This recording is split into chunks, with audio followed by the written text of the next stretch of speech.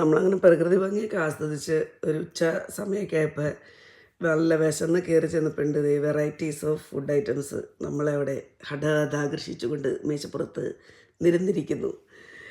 അങ്ങനെ duck roast, നത്തോലി fry, cutlet, beef, chicken, അങ്ങനെ എല്ലാ ഐറ്റംസും ഉണ്ടായിരുന്നു. അങ്ങനെ നമ്മളവിടെ ചെന്ന് സൊറയൊക്കെ പറഞ്ഞിരിക്കുമ്പോൾ നമ്മുടെ ആങ്ങളെയും നാത്തൂരും ഫാമിലിയൊക്കെ വന്നു. അങ്ങനെ ഞങ്ങളെല്ലാവരും കൂടെ അവിടെ വർത്താനമൊക്കെ പറഞ്ഞ് രാത്രിയാവോളം നല്ല തണുപ്പാണ്, 4 ഡിഗ്രിയൊക്കെ ആയിരുന്നു. എന്നാലും ഹീറ്ററൊക്കെ ഇട്ട് അഡ്ജസ്റ്റ് ചെയ്ത് അങ്ങനെ ഇരുന്നു. പിള്ളേരാണെങ്കിൽ നല്ല ഫണ്ണ്. അങ്ങനെ എന്താ പറയുക, കുറേ നാളുകൾക്ക് ശേഷം നമ്മൾ ഫ്രണ്ട്സൊക്കെ ആയിട്ട് ഒന്ന് ഒത്തുകൂടി കുറച്ചൊന്ന് സന്തോഷിച്ച്, ഒരു നേരമാണെങ്കിലും 2 നേരമാണെങ്കിലും നമുക്കതൊന്ന് കൂടും, അല്ലെങ്കിൽ ഒരു അരമണിക്കൂറാണെങ്കിലും നമുക്കിതൊക്കെ ഉള്ളൂ സന്തോഷം. നാട്ടിൽ പോലെ എപ്പോഴും പരിപാടികൾ, ഫങ്ഷൻസ്, ആൾക്കാരെ കാണൽ അതൊന്നുമില്ല. അങ്ങനെ ഞങ്ങൾ പിറ്റേ ദിവസം രാവിലെ അവിടുന്ന് ബെയ്റ്റ്മാൻസ് ബേയിലേക്ക് പോകാമെന്ന് വിചാരിച്ചു. പോണ വഴി ബ്രൈഡ്വുഡിലൊക്കെ ഒന്ന് നിർത്തി ചായയൊക്കെ കുടിച്ച് പോകാമെന്നുള്ള പരിപാടി. ഈ ഗോൾബണ്ട് പ്രത്യേകത എന്ന് പറഞ്ഞാൽ ഒത്തിരി ഹിസ്റ്റോറിക്കൽ ബിൽഡിങ്സ് അല്ലെങ്കിൽ ചേർച്ചസൊക്കെ ഉണ്ട്, കത്തീഡ്രൽ. പിന്നെ അവിടെ ഒരു ബിഗ് ഷീപ്പ് എന്ന് പറഞ്ഞിട്ട് അവിടെ നമ്മളെപ്പോഴും ഗോൾബണ്ട് നമ്മൾ ആദ്യമായിട്ടല്ല പോകുന്നത്, അതുകൊണ്ട് അങ്ങോട്ടേക്കൊന്നും ആക്ച്വലി പോയില്ല.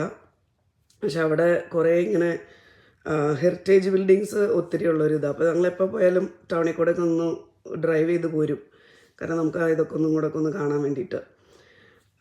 അങ്ങനെ നമ്മൾ ബെയ്റ്റ്മാൻസ് ബേയിലേക്ക് പോകുന്ന വഴിയിൽ ബ്രൈഡ്വുഡിൽ ഒരു നല്ല അടിപൊളി ബേക്കറി, അവിടെ ഒത്തിരി തിരക്കെന്ന് പറഞ്ഞാൽ ഒത്തിരി തിരക്ക്. നമുക്കിവിടെ അങ്ങനെ പബ്ലിക്കായിട്ട് അങ്ങനെ പെർമിഷൻ ഇല്ലാണ്ടൊന്നും അങ്ങനെ ഷൂട്ട് ചെയ്യാൻ പറ്റാത്തതുകൊണ്ട് നമ്മൾ അകത്തേക്കൊന്നും ഷൂട്ട് ചെയ്തില്ല. പക്ഷേ എത്ര തിരക്കാണെങ്കിലും ഇങ്ങനെ നമ്മുടെ നാട്ടിലെ പോലെ 1 മണിക്കൂർ നിർത്തി ഫുഡ് തരുന്ന പരിപാടിയൊന്നുമല്ല. ഇവിടെ അതിനുള്ള സർവീസും കാര്യങ്ങളും പിടിപിടിയുന്നതാണ് കാര്യങ്ങൾ.